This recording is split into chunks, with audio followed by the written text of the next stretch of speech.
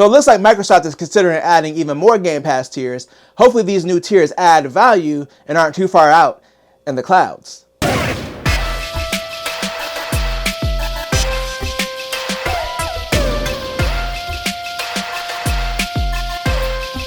It's Sunday, so let's get sensational. I'm Mike here with the bad puns, and of course I brought the gaming news too. Side note, the audio might be weird because I have a lav mic that I usually plug into this Rode, but it died.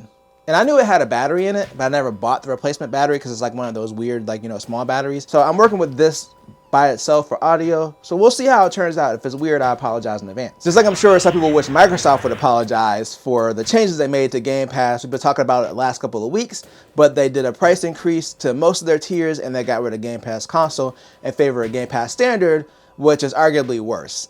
But this may not be the only new tier that Microsoft is looking to add. So there are some rumors around some new tiers that could be coming to Game Pass, as well as a new feature. And these rumors are coming from Windows Central. Now, the first thing they're claiming is that Microsoft is looking into doing a cloud-only tier of Game Pass, which users could, of course, get access to the games that are available on Game Pass that are part of the subscription, but they could also purchase games if they want to. This rumor sounds pretty reasonable, especially with them adding Game Pass to the 4K Fire Stick models recently. If anyone doesn't already have an Xbox or a PC, I don't think that they want to pay $20 a month for Ultimate just to get access to cloud games only. So this aligns with where Microsoft wants to go with Game Pass, so it makes a lot of sense. Now, the next rumor that's being reported is that Microsoft is possibly looking into doing a cheaper ad-supported tier of Game Pass. Now, this rumor isn't saying that they're planning to do it, it's just that they're looking into it as an option as of right now. Again, this makes sense that they want to look into it because if people are willing to pay less, depending on how much cheaper it is, of course, and get ads, they might be willing to do that as long as they get access to the same games. Now, the last part of the rumor is that they may be looking to implement the friends and family version of Game Pass, aka family sharing. They did a test run of this in a couple of countries. The test stopped, but we didn't hear anything about them adding this as an option.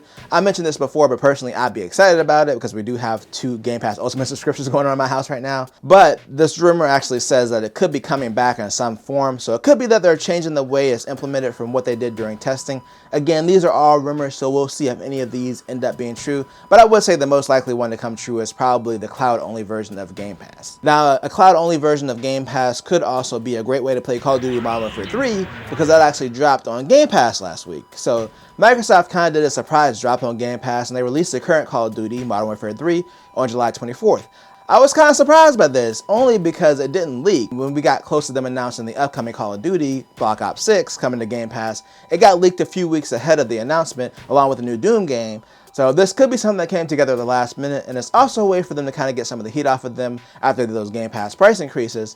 Now, the other reason this is interesting is because it's only the second Activision game that they've added to Game Pass since they've purchased them, and they haven't ever given us a timeline on when we'll start seeing more of those games on Game Pass, other than the upcoming Call of Duty. So it's kind of funny that they put this current one on Game Pass just out of nowhere. It'll be interesting to see if this increases the subscription by adding this game. It's not brand new anymore, but it's still a huge game. I mean, Call of Duty is typically one of the top selling games every year. So I could see it increasing their subscriptions even with it being an older game now.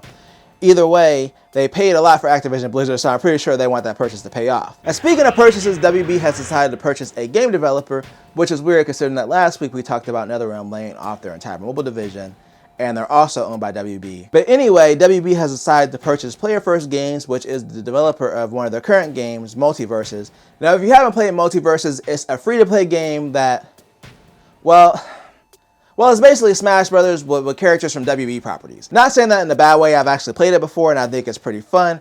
But yeah, the main game that this developer had been working on has been Multiverses. It's a free-to-play game and it's live service, so they're probably going to continue to work on it. So it makes sense, I guess, from WB's perspective to just go ahead and purchase the developer since it's obviously a big game for them. But you know who else has been developing software lately? Sony for the PSVR 2. And that's what we're talking about today in our final story. So not too long ago, Sony finally announced that PC support was coming for PSVR 2 on August 6th, which is the same day that the adapter comes out that you need to make the headset work on PC. Now, for this setup to work, you do need Steam, and the way that Sony is going to handle the setup process is through an app that you can download on Steam. And that app is now officially available. Now, obviously, you can't do anything with the app because the adapter isn't officially releasing it until next month, but it does tell you the recommended PC specs for playing VR with their headset. So processor-wise, they're recommending an Intel Core i5-6700 or higher for Intel side, and for AMD, a Ryzen 3 3100 or higher. For graphics, they're recommending a GTX 1650 or the RTX series for NVIDIA.